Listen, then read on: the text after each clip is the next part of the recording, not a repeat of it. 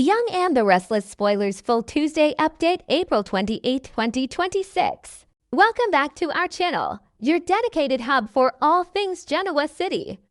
Today is a fantastic day to dive deep into the latest drama unfolding on The Young and the Restless. Grab your coffee or a strong drink, because we have so much to unpack and the twists just keep coming. I cannot believe what I just watched. I seriously cannot even process the level of absolute insanity that they are throwing at us right now. I am sitting here typing furiously because my mind is spinning in a million different directions. And I just need to vent to people who actually understand what it means to be emotionally invested in these characters for years. Because right now, Genoa City is a literal war zone. And I am both entirely here for it and absolutely terrified of what is going to happen next. Let's just jump right into the absolute nightmare that is happening in Las Vegas right now, because my heart cannot take much more of this Newman family trauma. Nick Newman is tied up, drugged out of his mind, and being held hostage in some filthy, abandoned gas station garage by Matt Clark. Matt freaking Clark. I mean, we all knew Matt was a monster. But seeing him pull the strings and turn Nick into his literal plaything is just horrifying. And Sharon and Noah are just standing there trapped, forced to watch the man they love get pushed to a place that no one in the Newman family has ever seen him go. It is so dark. It is so twisted. And can we talk about Adam Newman for a second? I know some people are loving this cold, strategic version of Adam, but personally, I am so torn. Adam is literally standing there watching his brother hit absolute rock bottom, and he is making these incredibly calculating moves to keep Nick alive. A casual viewer would look at Adam right now and say he is being cruel. They would say he is evil. But we know Adam. We know that underneath all that ice, he is trying to navigate Matt Clark's psychotic game and keep his brother breathing. But Adam is also forcing Nick to look in the mirror and face the reality of his addiction. He is making Nick confess the truth. I mean, Nick has always been the golden boy, the moral compass of the family, the one who judges everyone else for their mistakes. And now he is a drug addict who has completely lost control of his life. Adam forcing him to confess is brutal, but maybe it is exactly what Nick needs. Because now the spoilers are saying Nick is going to be forced to confess the truth to Victor Newman. Yes, Victor. Can you even imagine that conversation? Nick, broken and defeated, having to look the mustache in the eye and admit that he is an addict who got played by Matt Clark. I am dreading it, but I also cannot wait to see Eric Breton and Joshua Morrow act the absolute house down in that scene. And what about Nikki? If anyone in that family understands the horrific, suffocating grip of addiction, it is Nikki Newman. She has battled the bottle for decades. We have seen her fall off the wagon more times than I can count. I really, really hope that Victor and Nikki can actually come together and help their son instead of just judging him. Nikki is going to be absolutely horrified, but she could be the exact lifeline Nick needs right now. But wait, I am getting way ahead of myself.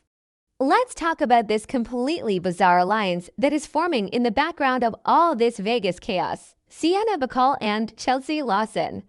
I'm sorry, but what? Chelsea is literally crossing enemy lines to team up with Sienna. And I am so confused, but also incredibly intrigued. We all know Chelsea has a history as a con artist. She knows how to hustle, and she knows how to survive. But teaming up with Sienna, I mean, I guess it makes sense in a twisted way because Sienna is the one person who actually understands Matt Clark the best. Sienna probably knows exactly where Matt's hideouts are, what his next psychotic move is going to be, and how his sick brain operates. In desperate times, sisterhood gets weird, right? Chelsea is desperate to save Adam from whatever fallout is coming, and she needs Sienna's intel. And then, just when I think maybe Sienna is actually going to be the hero in all of this, Sharon Newman starts doubting her loyalty. Oh my God, Sharon's intuition is usually spot on. She has survived Cameron Kirsten. She has survived cancer. she has survived being gaslit by half the men in Genoa City. If Sharon thinks Sienna is playing them, then Sienna is probably playing them. I swear to you, if Sienna has been double-crossing them this entire time and is secretly working with Matt to blow up that gas station, I am going to scream. Sharon and Noah do not deserve this. The spoilers say Sharon and Noah are going to be okay, but honestly, what does okay even mean on this show anymore? They are going to be traumatized for years. Okay, back to the point, or rather, a completely different point that has me screaming at my television. Kane Ashby, I repeat, Kane Ashby. The spoilers for the week of April 27th say Kane is getting life-changing news, and we all know exactly what that means. He is the match for Malcolm Winters. He has to be. Lily Winters is sharing this massive, hopeful news with Dr. Stephanie Simmons and Holden Novak, and it is the breakthrough they have been praying for. Malcolm is a legendary character, and the fact that he is suffering from aplastic anemia and needs a bone marrow transplant has been breaking my heart, but Kane being the one to save him. That is soap opera poetry right there. I know some people are loving this, but personally, I am so torn about what this means for Lily and Kane. Remember when Kane lied about literally his entire identity? Remember the cheating? Remember all the times he broke Lily's heart? Yeah, didn't work then either. But now, he is stepping up to save her uncle's life. He is going to be the ultimate hero for the Winters family. You just know this is going to pull at Lily's heartstrings. Are they setting up a Lane reunion? Am I ready for that? I kinda want Lily to stay strong and independent, but I also know how this show works. A grand medical rescue is the ultimate romantic catalyst. I am dreading the inevitable love triangle drama, but I am also secretly rooting for Kane to finally redeem himself. And speaking of relationships that are hanging by a literal thread, can we talk about Abby Newman and Devin Winters? Abby is supposedly making peace with Devin after avoiding him for weeks. Yeah, right. I give this peace treaty about 5 minutes. Devin is so obsessed with his revenge against Mariah Copeland. He wants Mariah in prison, not a mental health facility, and he is completely blind to how much this is destroying his wife. Abby is begging for mercy for her sister, and Devin is just completely shutting her down. And Devin should really know better than to hold on too tightly to this fragile piece because Abby has a history. Remember when she felt disconnected from Chance and ended up sleeping with Devin? Well, now she is feeling disconnected from Devin, and guess who is right there offering a shoulder to cry on? Daniel Romalotti. They have history. They are getting close again. I am calling it right now. Abby and Daniel are going to cross a line, and Devin is going to lose his mind. But honestly, the romance drama is nothing compared to the absolute bloodbath happening in the corporate world. Victor Newman is a ruthless, terrifying genius, and I am so mad at him. But I also have to respect the hustle. He completely called Phyllis Summers' bluff. He didn't just beat her, he decimated her. He bought out her entire staff at Summers' conglomerate. Every single department head quit in one day. And if that wasn't enough, he's using a new AI program to frame Phyllis for illegal activities. I mean, I have been watching since 2015, and this is the most diabolical modern corporate warfare Victor has ever pulled. Phyllis is standing there, realizing she never actually had a chance. She played with fire, she handed Chancellor Industries over to Victor, and now she is burning to the ground. And where does this leave Michael Baldwin? Victor is literally forcing Michael to choose between his oldest loyalty to the mustache and his own wife's boss. Michael is cornered. He is sweating. He knows that if he crosses Victor, his career is over. But if he helps destroy Phyllis, Lauren is never going to forgive him. And speaking of Lauren Fenmore Baldwin, she is standing her ground and proudly supporting Daniel Romalotti through all of this. I love Lauren. She is such a fierce mama bear. She knows Phyllis's empire is collapsing, but she is making sure Daniel is protected. It is a moment that makes every mom in Genoa City nod in approval. And as if Victor wasn't enough of a nightmare for Phyllis, here comes Christine Blair Romolodi. The bug is back, and she is out for blood. Christine is actually threatening Phyllis. I mean, think about their history. The hit and run, the decades of rivalry.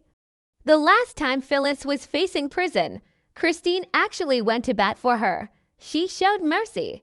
But Phyllis promised the judge she wouldn't pull any more tricks, and now Christine is getting an offer to finish the district attorney's term, and she is using that power to corner Phyllis. She is basically telling Phyllis to hand Newman Enterprises back to Victor or go straight to a prison cell. It is the ultimate karma for Phyllis, and while I love Red, she absolutely brought this on herself. But honestly, all of this corporate blackmail feels so small compared to the actual psychological warfare happening over at the Abbott Mansion. Patty Williams is back. Of course she is. Because Patty has never met a family she couldn't destabilize from a distance. She is already messing with Jack and Diane, but now she is actively provoking Kyle Abbott. Kyle thinks he is so tough. He thinks he is this big corporate player, but he has absolutely no idea what he is dealing with. Patty is a master manipulator. She is unhinged, she is dangerous, and she has a history of extreme violence. Kyle might think he can play dirty, but he needs to back off and let Jack handle this. If Kyle tries to go toe-to-toe with Patty, she is going to destroy him. And what is Jack doing while his son is being targeted by his psychotic ex?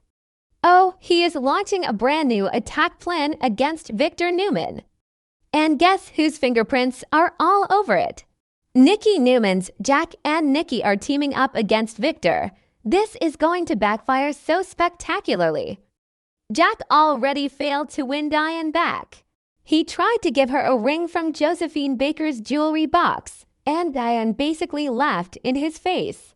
She is furious about his infidelity, she is furious about Patty, and now she is going to find out he is plotting with Nikki. Diane is going to absolutely lose her mind.